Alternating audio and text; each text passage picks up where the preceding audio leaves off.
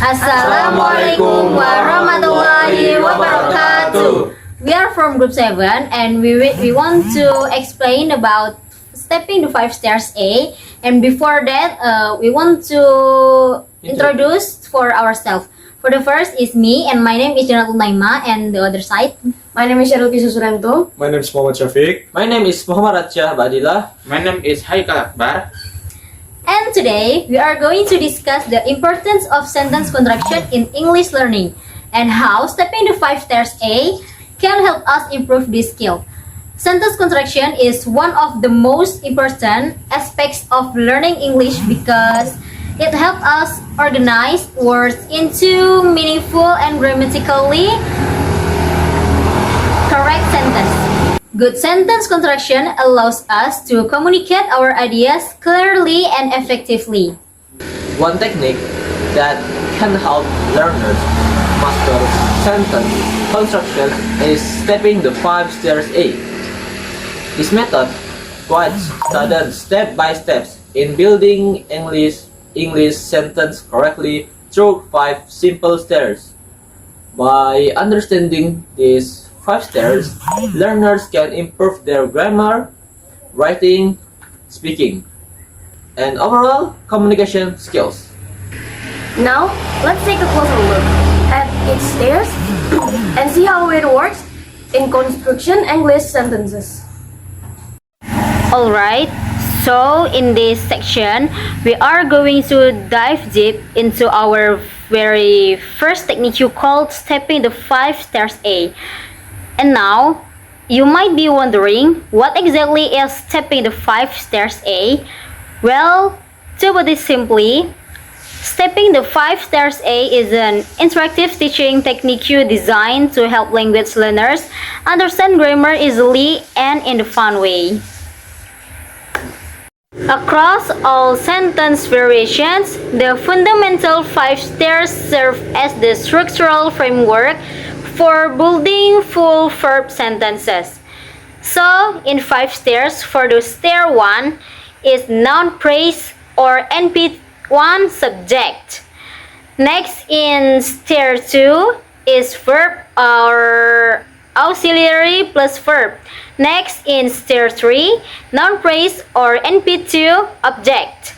Next, in stair 4, predicate adjective. And the last, stair 5, adverbs or NP, manner, place, and time. And the key tenses mechanics, if you use simple present tense, for the positive, singular subjects use verb S or ES, plural subjects use base verbs. Next, in negative, use doesn't plus base verb or singular, or don't plus base verb or plural. Next, if you use simple present continuous tense for the positive and negative, stair 2 change to a copula plus verb in construction. It's like is or am or are studying, or isn't or am not or aren't studying. Next, in interrogative, the is or am or are copula drops to the basement auxiliary level to start the question. Stair 4 is like predicate adjective, is kept across continuous forms. Next, if you use simple past tense, for the positive, uses verb or ed into 2 forms. Negative and interrogative uses the auxiliary didn't or did, while the main verb reverts to its base form, and therefore is kept too. Next, if you use simple present perfect tense, uses has or have plus verb and or 3 past participle forms. In interrogative forms, has or have moves to the basement auxiliary position and therefore is kept. And the modal auxiliaries uses a modal plus verb O or base verb configuration. The modal particle acts as the moving auxiliary in negative and question forms, and therefore is kept too.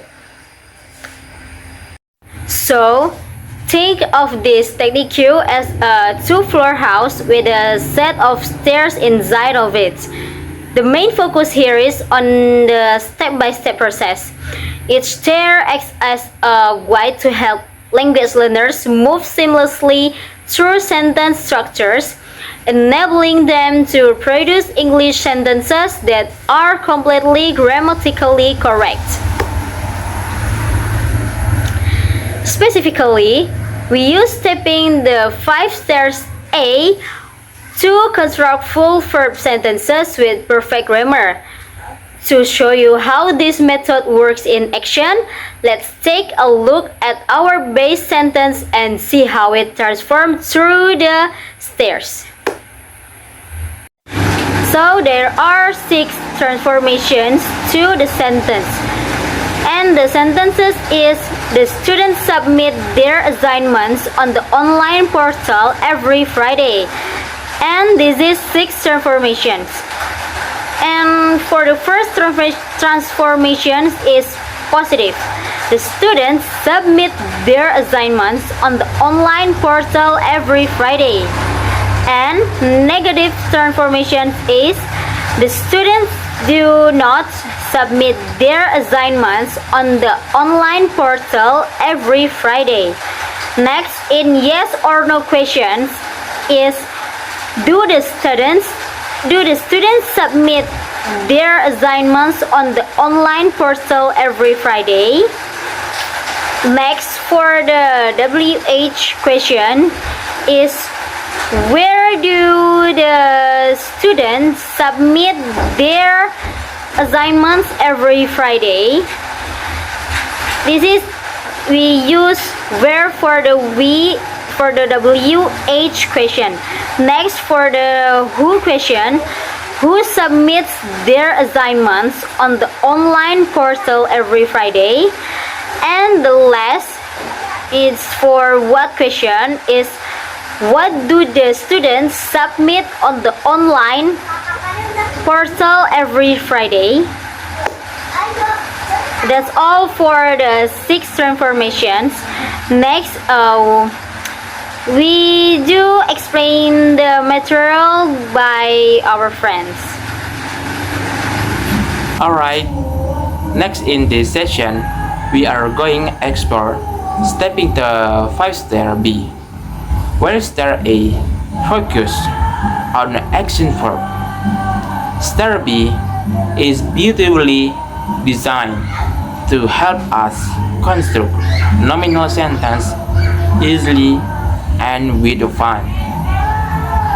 Before we look at the transformation, let me give you ultimate structural blueprint for this house. Stair 1 is our non-phrase 1, which is the subject. Stair 2 is our copula, like is, am, or are. Stair 3 holds our complement. And remember the golden rule. Stair 4 is always skipping. We jump straight to 5 for our adverb. Let's see this formula in action in 6 transformer. Let's start with the first 3 transformations. 1. Positive sentence. Professor Satria is the head of the English department. Here, Professor Satria sits on stair 1. The copula is clean stair 2, and the rest is our complement on stair 3. 2. Negative sentence. To make it negative, we simply add not to stare. 2 is become Professor Satria is not the head of the English department. 3. Yes and or not question. For question, to copula is slide all the way down to the basement auxiliary level. So it sounds like is Professor Satria the head of the English department. Now let's look at the information question using we have words. For we have question location. If we want to ask about this workplace, we say where is Professor Satria working as the head of the department. 5. Who question. Subject. If we want to ask about the person is in charge, we replace the subject and say who is the head of the English department.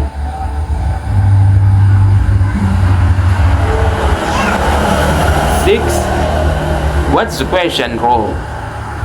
And finally, if we want to ask about his exact position, we form it like this. What is Professor Satria is role in the English department? Okay, so next we are moving into the final and very unique wing of our grammar house, stepping the stair C.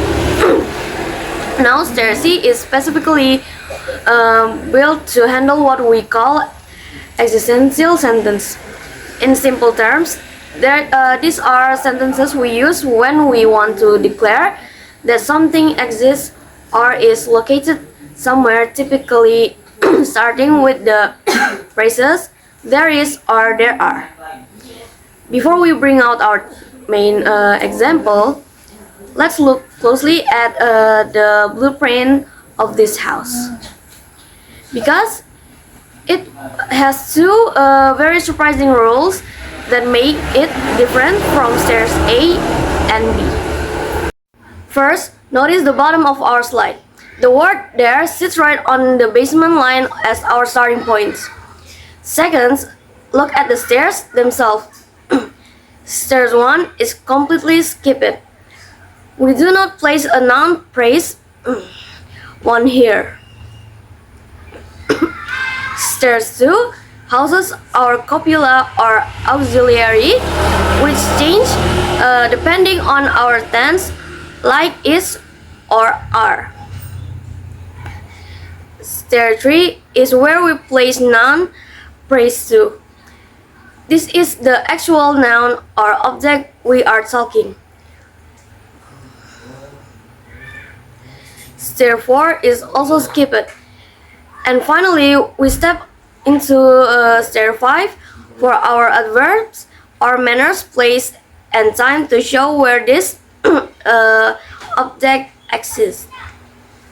There is a new water dispenser near the faculty lawn. Let's watch it climb through the 6th transformation. Transformation number 1, the positive sentence. We start on the baseline with 3. We move to stairs 2 and use the singular copula is. On stair 3, we place our object, a new water dispenser. We skip stair 4 and land on stair 5 with our location adverb. Near the faculty room. Put it together, there is a new water dispenser near the faculty room.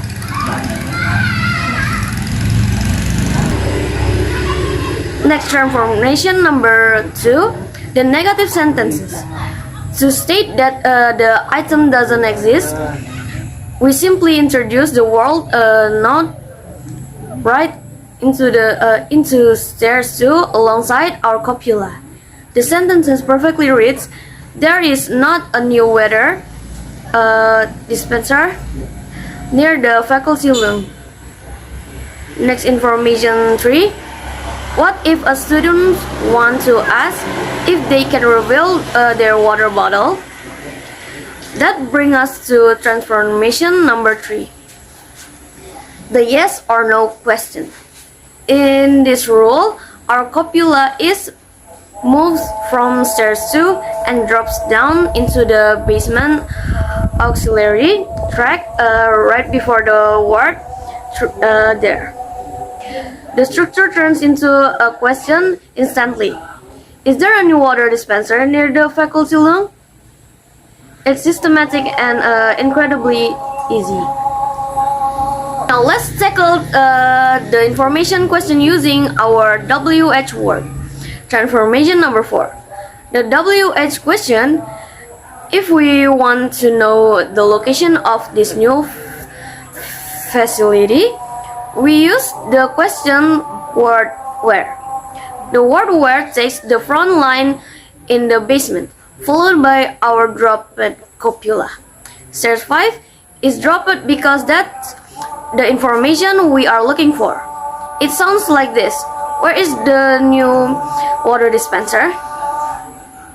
And then the transformation number 5, the who questions. Now, as a quick grammatical note for our viewers, because a water dispenser is an inanimate object and not a person, a who question is not applicable for this specific sentence. However, if our base sentences was about people, for example, there are several students in classrooms. For the last transformation number 6, the what question. If we want to ask what object is actually located near the long area, we pull out the question word what. We strip away the noun phrase from stairs 3 and ask, what is there near the faculty room? Next, we are going to compare the methods of teaching English, grammar, stepping the 5-star A, and discovery learning. Okay, let's start. So first, let's talk about discovery learning. In this method, students are not given the grammar rules directly. Instead, they are encouraged to read text, observe sentence patterns, and figure out the rules on their own through a process of trial and error. The teacher acts only as a facilitator, guiding from the side rather than explaining everything up front. Now, let's look at the stepping the 5-star A, a technique designed by Sir Satria Agus. In this method, grammar is taught using a staircase structure with 5 clear steps. Stair 1 is the noun phrase or subject. Stair 2 is the verb. Stair 3 is the noun phrase or object. Stair 4 is the predictive adjective, which is often skipped. And stair 5. Nanti potong ya, tolong Cheryl. And stair 5 is the adverbs of MPT, manner, place, and time. Students simply follow the stair one by one to build a grammatically correct English sentence. So, how are these two methods different? Let's break it down. First, from the learning process side, in this discovery learning, students explore independently. They read, guess, and experiment with language. In stepping the 5-star A, the process is more wide and structured. Students are given a clear framework, and they just need to follow it step by step. Second, from the teacher's role, in discovery learning, the teacher stays in the background and lets students discover things on their own. In the stepping the 5-star A, teacher actively guides students up each stair, explaining what goes on step. For example, that stair 2 needs or catch for singular nouns in simple present tense. Yeah. Third, from the risks of mistakes. Discovery learning can be very effective when it works, but students might develop the wrong understanding of grammar pattern without realizing it because they have to learn by themselves. Stepping the 5-star A, reduce the risks because the structure is already controlled. Students know exactly that simple past negative use didn't plus verb based from on star 2, for instance. And finally, from the fun factor, discovery learning feels free and exploratory, which some students enjoy. Stepping the 5-star A is also enjoyable, but in a different way. The visual staircase, the clear levels, and the sense of achievement from climbing each stairs make grammar feel less scary and more manageable. So, to summarize, discovery learning gives students the freedom to explore, while stepping the 5-star A gives them a clear and structured path to follow. Both have their own strengths, but stepping the 5-star A is especially helpful for learners who need more guidance and structure in learning grammar. Alright, that's all for the comparison for stepping 5-star A and discovery learning. We move to the next section. Before we end, let's take a moment to reflect on our experience doing this project. First, what did we learn? Through this project, we learned how to construct 3 types of English sentence. Full verb sentence using start A, nominal sentence using stars B, and extensional sentence using stars C. We also learned how to transform each sentence into 6 different forms: positive, negative, yes or no questions. We hate questions. Who and what question? This really deepened our understanding of English sentence structure. Second, what were our challenges?